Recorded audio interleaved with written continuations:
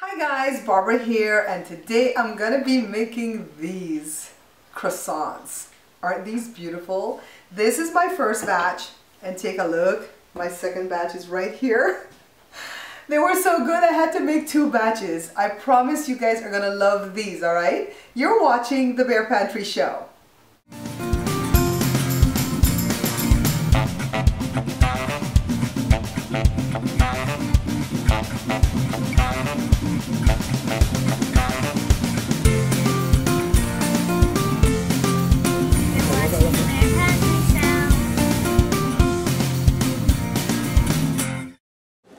So the first thing that I want you guys to know is that croissants are not hard to make. They just take a lot of steps, kind of like tamales. So this is what we have here. Take a look. This is 3½ cups of all-purpose flour, not sifted, 1/4 cup of sugar, 6½ tablespoons of butter that's softened to room temperature. And because I'm using salted butter, I'm not going to use any salt, but I'll tell you guys how much salt you'll need if you don't use salted butter. We're going to need 2 tablespoons of the active dry yeast. And you can use the rapid rise, but if you use the rapid rise, you don't have to let it foam up, okay? Just dump it in here.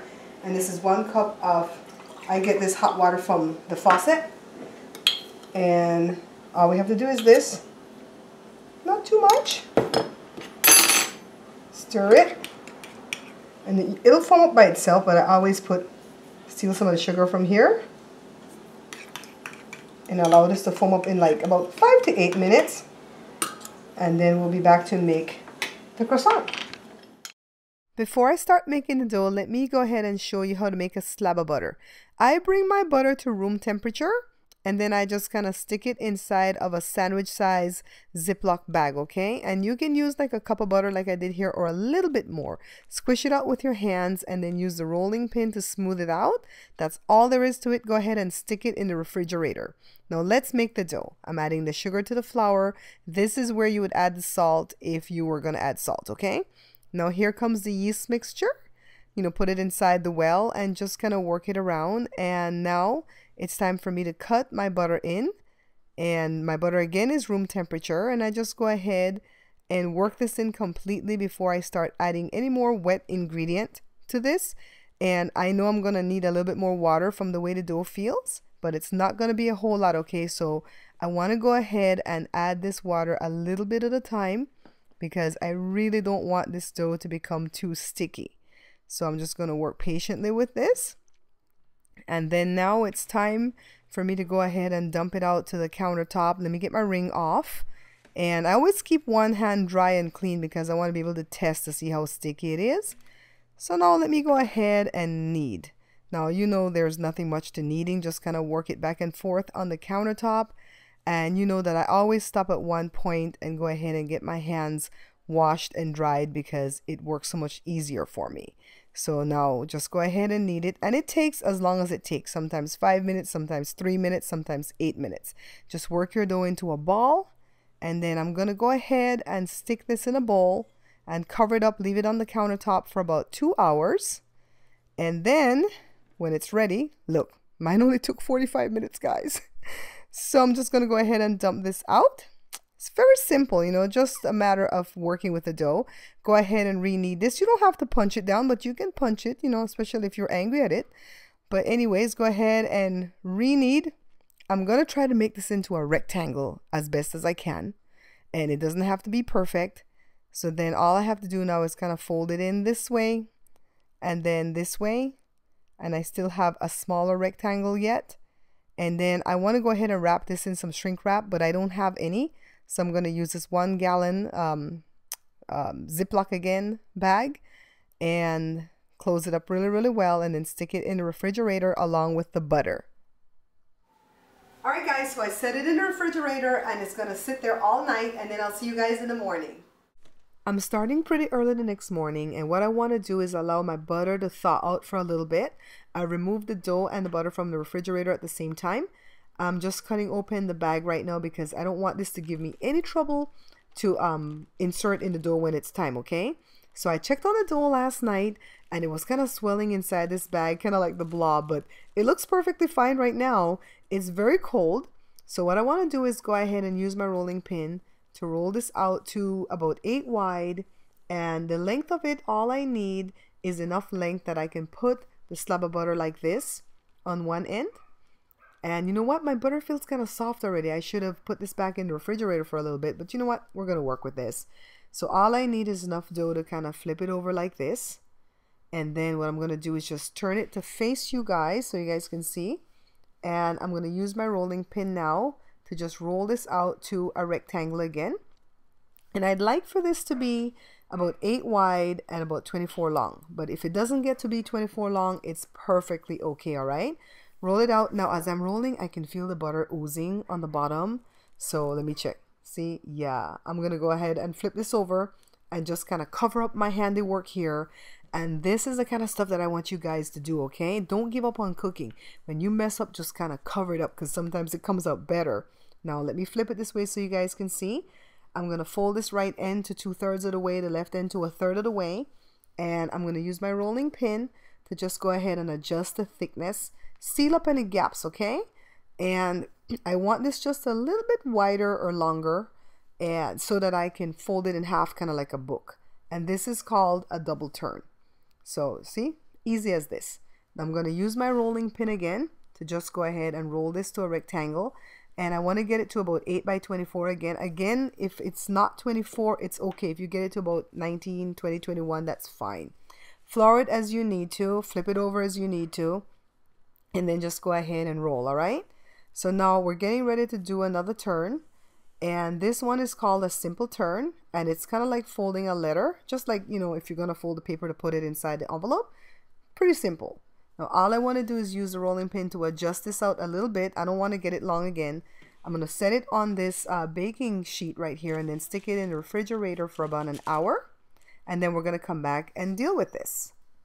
So here we are an hour later. And I've cut it in half and put away half in the fridge. And then I'm just rolling out this first half. And I want to show you guys, do a rectangle again, okay? And this time I'm going to use my ruler to kind of shape it up and flour it as you need to, all right? But try not to put too much flour. So let me go ahead and use my ruler to shape this up. And I want to get about 6 croissants out of this because we can only get about 12 to 14 out of the whole batch. So let me go ahead and cut it into the familiar shape that we know. And remember, my next half is still waiting for me in the refrigerator, okay? You want to keep the dough chilled at all times. That's why you kind of want to work on it piece by piece. So let's roll. We start with the wider bottom and then just roll forward, see?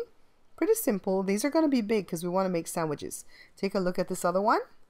This is pretty cool, right? So then set it on a baking sheet with parchment paper, and this is some egg wash. You can put some milk in the egg, but I just put some egg and some salt. And then brush it on to the croissants. And see the next half? See all these layers? This is why we do all these folds. So I'm just going to go ahead and do the same thing to this half that I just did to the first half. And again, I want to get about 6. See? This is how easy it is to cut these into the shape. And just go ahead and do the same thing that we just did. Go ahead and roll them. You know, kind of like you're doing a towel, right? When you roll up a towel. And put it on the baking sheet. And again, what I want to do is put the egg wash on these. Now take a look at this one. I have a little piece of dough left over, so I put 2 pieces of chocolate in here and just kind of roll it up. And this is going to be a chocolate filled croissant. Now into the oven they go at 400 degrees Fahrenheit at first for like 10 minutes. And then I'm going to lower the temperature to 375 and let it go for another 12 to 15 minutes. Now here they are. Beautiful, gorgeous, flaky, smelling good, delicious. Now let's cut open the chocolate one. Isn't this beautiful? Oh my goodness. So this is the second batch that I told you guys about. I want to show you what happens when you use the butter when it's a little bit colder. So I flip it in half just like I did, roll it to the 8 by 24. I'm folding this 2/3 and then the next piece to 1/3 and then adjust it out with my rolling pin just like I did with the first batch, and then fold it, my double turn, you know, in the shape of a book, roll it out again, and then I want to do my simple turn, kind of like a letter, and then stick it in the refrigerator for about an hour, and then take a look at it right now after it's out of the fridge. You see the butter in this right here? See how it flaked off like that? You know, other people will tell you to be done with this, but no, it's going to work, guys. We still have the layers. Cut it up into the croissants, roll them the same way I showed you. Don't forget to douse it with the egg wash. Bake them the same way that I told you. And look, they're still beautiful. So if that happens to you, don't throw it out, okay? Guys, so let's be honest. It took a lot of steps, right? I don't know that this is something that I'll be doing all the time, but like for birthdays or something in here, especially the way Joshua loves them, I might make it for his birthday again in June. But the mixing up of the dough part doesn't take a whole lot of time. It's the fact that you have to set it in the refrigerator overnight. I'm not gonna whine and complain because it came out so awesome. This stuff is so airy on the inside. It's not clammy at all or thick. The top part is so flaky. One fell on the floor. Can you believe? One fell on the floor when I was making my platter to do my thumbnail, and it just kind of smashed to smithereens, the top part. But anyways, these are so good. I'm so tickled and happy today because, like I said, this is my second and third time that I've tried it. The first time I didn't try it on camera, and these came out really, really lovely. I never used to be a great fan of croissants. I just didn't understand the airiness about it and stuff. But this is so tasty. I've tried another recipe too that uses milk, and I really like this one better with the water. And I have a knack for dough. My mom tells me I have an anointing to mess around with dough. And every time I put yeast in anything, it rises pretty quickly for me. So other people have said that it takes 2 to 3 hours to raise the first time, or even when you're sitting it, when I had it proofing there. For me, honestly, the first batch of dough that I kneaded up took 45 minutes, and I had to get to that pretty quickly, so I couldn't leave the house, okay? I had to stay here and monitor this. And then when you have them rolled off and they're proofing, it took only an hour. Some people say that theirs took 2 to 3 hours. 1 hour and it was ready, so don't leave, because you might be lucky like me.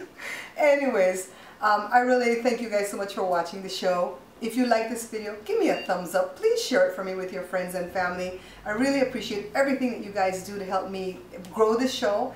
And I love you all. Until I see you guys again, take care. Thank you so much for liking the video and subscribing. Please check out my other 2 channels, the product review channel, Bear Pantry Talk, and come have some fun with my family and me over at the vlog channel, Babs Bear Talk.